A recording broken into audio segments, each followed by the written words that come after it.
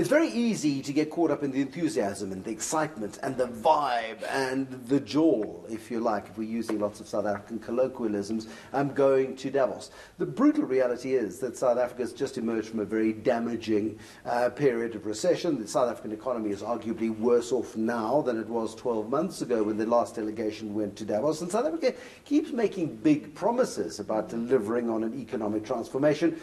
Yet to see that coming through. Just how concerned will the global community be, for example, about budget 2019 and just the state of the country's finances, the huge debt that sits in the state-owned enterprises? The fact is that South Africa has got big economic issues. And again, Khanyisile, I mean, here is the brutal reality. We go there, razzmatazz, we wear our scarves, we put on an impressive show, but will that lead to an inflow of dough? I'm getting all poetic now as well, because I'm getting excited. It must rhyme. But here, the reality is we have got a very deeply challenged economy. How do we sell? We keep spinning the story in a positive way, but unlike you worked in state-owned enterprises, you know the state of finances, you know the state of operations. Big problems in reality too. Big problems, but I think the positive, and we always want to hold on to the positive, because if we keep on seeing that the rut is not ending, then we won't even see why we should do that. But getting back to investment, because the only way the economy will pick up and get to the level where it does support all these great wishes that we have is if we get investment. And investment locally as well as investment from the global perspective.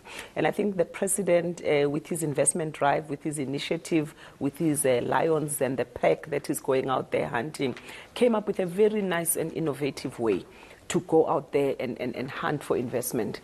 And one of the participants during the presidential briefing said, you know, we need to see it, we need to feel it.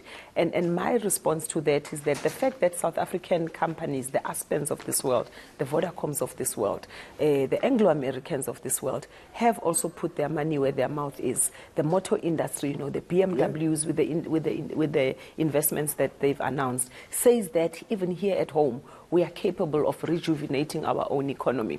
Also in the ANC's manifesto, I saw the reinforcement of the NDP.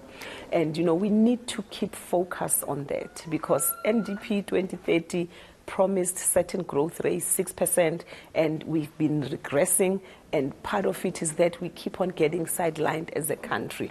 And I think once we get back on track, and excuse my pun on the track, get back on track and ensure that we are all driving towards the common goal. I raised the fact that we should also stop doing the rah-rah before Davos and then not coming back and then saying to people, this is what we got there, and this is how you must participate, and this is how it will benefit you, so that we keep the country and the confidence level at the correct level so that we can implement. I think, if anything, that I would say to President Ramaphosa, even as he goes into his campaigning, as he says the message to South Africa, is implement. Less talk, more implementing, rather stay below the radar, but implement so that when you come out, the results are evident for everyone to see. I think you mentioned Aspen Pharmacare just a moment ago, one of South Africa's most global companies in 50 countries. You know, share price is half what it was this time last year. However, Stephen Saad's key philosophy is, you know, the way they built up business relationships around the world was you tell people what you're going to do, you do it, and you deliver on time within budget, and then they'll trust you to go and do it again. Absolutely. We have broken the world's trust in us. And we need to go and rebuild it. You know, we need to say there's new leadership, there's a new captain here, and give him our trust with the team. I think the ministers that are accompanying the president as well, you know, Minister Khatebe, some need to give some more energy against the pun, within about IPPs, release a new batch of calls for IPPs, but do those things, because otherwise we will hear, oh, well, Eskom is going downhill, what are the alternatives? You know, renewable energy go and demonstrate that there are some positives and there are some wins that we have had, and that we can build on that. We are geared up. We have the facilities. We have the infrastructure. We have the sun. We have the wind. Just make it work. We have a lot of hot air. We have a lot of But the key selling points for South Africa, just to go through the document that was released this week, it's a hot emerging market. It's the most diversified economy in Africa. We can't argue against that. Largest presence of multinationals on the African continent. So we've got some good testimonials there. The Constitution and the independent judiciary kept South Africa from the brink. Absolutely. And that has been showcased there. The favourable access to global markets, the natural resources, banking and financial services, all of these things are our positives. And now it's really up to Team South Africa to take this message and to convince the world that the basket case era is over. Absolutely, and take the lemons. We've had lemons, we know that we've had lemons, but turn them into lemonade. I know I sound like an old lady, a gogo that I am, but turn them into lemonade, but also continue investing in the education system. What does it cost South Africa? There's always a contentious issue. What does it cost us to go to the annual Davos beauty parade, if you like?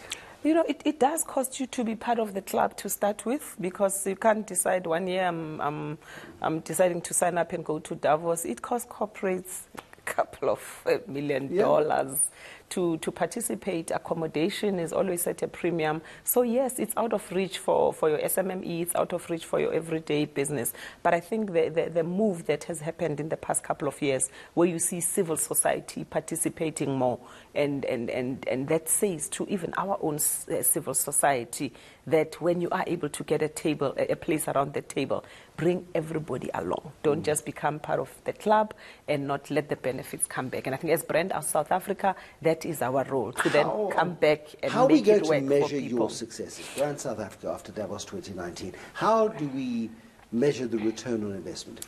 You're going to measure it about how we come back and report back to our society, and how we tell them this is the package that we have brought and how it will benefit the everyday man and woman on the street, and a couple of months later keep on ticking back and showing that, and this is the progress that's been made. South Africa needs very hard and strong barometers that just keep on showing that you're going up, you're coming down, you're going up, you're coming down, so that it can also keep us honest, keep our government honest, keep our ministers honest, and keep our business people honest, so that we just don't make promises. You said hot air earlier, and that let the hot air turn into a proper reality for people.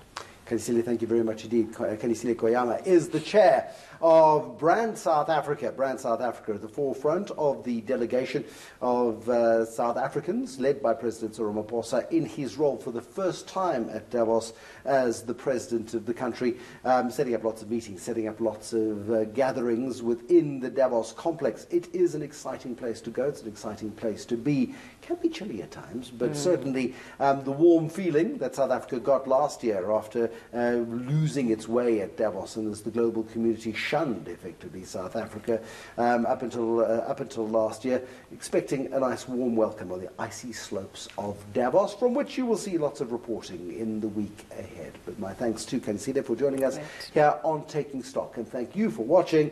Good night.